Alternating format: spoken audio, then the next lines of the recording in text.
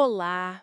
Hoje a gente vai mergulhar fundo num tema que, olha, é super interessante: a psicologia da educação. Pegamos vários materiais, artigos, notas, e o que eles mostram é que é essa área onde a psicologia e a educação se encontram, sabe? Para tentar entender como a gente aprende, como se ensina, mas o que isso quer dizer na prática, assim, como é que a nossa mente funciona nesse cenário da educação. Essa é a pergunta de ouro, né? Basicamente, a gente está olhando para os processos de aprendizagem, de desenvolvimento, tudo isso dentro da escola, da sala de aula, enfim. E o legal que as fontes deixam bem claro é que não tem uma resposta única, não. Tem vários jeitos de olhar para isso. Várias lentes, digamos. Certo. Vamos começar por uma que parece, sim, bem direta ao ponto: o behaviorismo. Aquela ideia de que aprender é mudar o comportamento por causa de estímulos, né? Nossas fontes falam muito do Thorndike, da lei do efeito, tipo, se tem recompensa, a gente repete a ação, e o Skinner também, claro, o tal do condicionamento operante. Pode explicar um pouquinho melhor isso? Claro. O Skinner, a ideia dele é que o que acontece depois de uma ação define se ela vai acontecer de novo ou não. Se tem um reforço positivo, tipo um elogio depois da resposta certa, a chance de repetir aumenta. E o reforço negativo também funciona, viu? Tirar uma tarefa chata, por exemplo. É o olhar bem focado no que a gente vê, no comportamento que dá para moldar de fora para dentro. Entendi. É quase como, sei lá, treinar uma habilidade específica passo a passo. Mas essa visão de só moldar o aluno, não parece que falta alguma coisa? Cadê a curiosidade? A pessoa construindo o próprio saber? Exatamente. Essa crítica que abre espaço para outras visões, como o construtivismo do Piaget. Para ele, a criança não está lá parada esperando ser preenchida, de jeito nenhum. Ela é ativa. Ela constrói o conhecimento dela interagindo com o mundo. Aqueles conceitos dele, sabe? Assimilação, que é quando a gente encaixa o novo no que já sabe. E a acomodação, que é quando a gente tem que mudar o que já sabia para entender algo novo. Mostram bem esse processo, né? É dinâmico. E o erro, para Piaget, não é um problema. É super importante, faz parte de aprender. Ah, faz muito sentido. E onde entra o Vygotsky nessa história? Os materiais também falam bastante dele, ele parece trazer o lado social para a conversa, né? Precisamente. O Vygotsky vai dizer que a nossa aprendizagem é na raiz social e cultural também. A linguagem, por exemplo, não serve só para se comunicar. Ela, na verdade, molda como a gente pensa. E a gente aprende dentro da nossa cultura, interagindo com as pessoas. A ideia principal dele é a tal da Zona de Desenvolvimento Proximal, a ZDP. ZDP. O que seria isso de um jeito simples? Imagina assim, ó. Tem o que uma pessoa já consegue fazer sozinha. E tem o que ela consegue fazer se alguém mais experiente ajudar. Um professor, um colega. Essa distância entre uma coisa e outra é a ZDP. É ali que a mágica acontece, onde a aprendizagem puxa o desenvolvimento para frente. A interação social, para o Vygotsky, não é só um extra.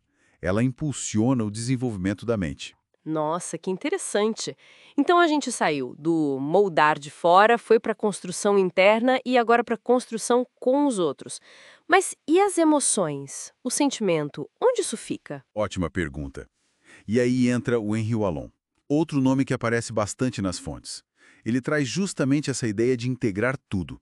Para o Wallon, não dá para separar cognição, o pensar, afeto, o sentir, e o movimento, o agir. A pessoa aprende como um todo, inteira. A emoção não é um barulho que atrapalha o pensamento, sabe? Ela faz parte do processo de conhecer, de estar no mundo. Uma criança que fica frustrada com o jogo, por exemplo, está vivendo tudo ao mesmo tempo. O sentimento, o tentar mexer as peças, o pensar na solução. Ah, então para o Wallon, pensar e sentir caminham juntos na hora de aprender? Isso muda tudo. Me lembrou um pouco da abordagem humanista, do Carl Rogers. Tem tudo a ver. O Rogers foca naquela aprendizagem que faz sentido para a pessoa, que envolve ela por inteiro, cabeça, coração, motivação, e que leva para o crescimento pessoal, para ela se realizar, né? Para ele, o clima na sala de aula é chave. O professor não é só quem passa a matéria. Ele é um facilitador. Cria um ambiente de confiança, de aceitação, de liberdade para o aluno poder explorar e aprender por conta própria. Isso coloca a relação professor-aluno num lugar bem diferente mesmo. E as fontes ainda falam de Freud, da psicanálise, como é que essa visão, que a gente geralmente liga a outras coisas, entra na educação. É. A psicanálise joga a luz em camadas mais profundas. O Freud mesmo não criou uma teoria para ensinar na escola, mas as ideias dele sobre como a infância marca a gente, a importância das primeiras relações, o papel do inconsciente, dos desejos, tudo isso influencia e muito o que acontece na sala de aula.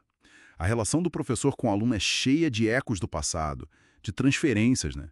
Talvez por isso ele achasse a educação uma das profissões impossíveis. É muito complexo emocionalmente. Uau, é complexo mesmo. Trazendo tudo isso para os dias de hoje. O que a gente pode tirar de útil dessas teorias todas? Uma coisa que parece conectar Vallon, Rogers e até essa sensibilidade da psicanálise é a importância da relação afetiva, certo? O vínculo. Sem dúvida alguma. Entender que aprender é algo ativo, que a criança constrói, como dizia Piaget, que é algo social, que depende do outro, Vygotsky, e que é atravessado pelo afeto, pela pessoa inteira, o Allon, Rogers, e a psicanálise ajuda a ver isso. Tudo isso enriquece demais o trabalho de quem ensina. O vínculo, a confiança, o respeito, criam o terreno fértil para aprender. Ok, então passamos por várias lentes, né? Comportamental, construtivista, social, afetiva, humanista, psicanalítica. Ufa!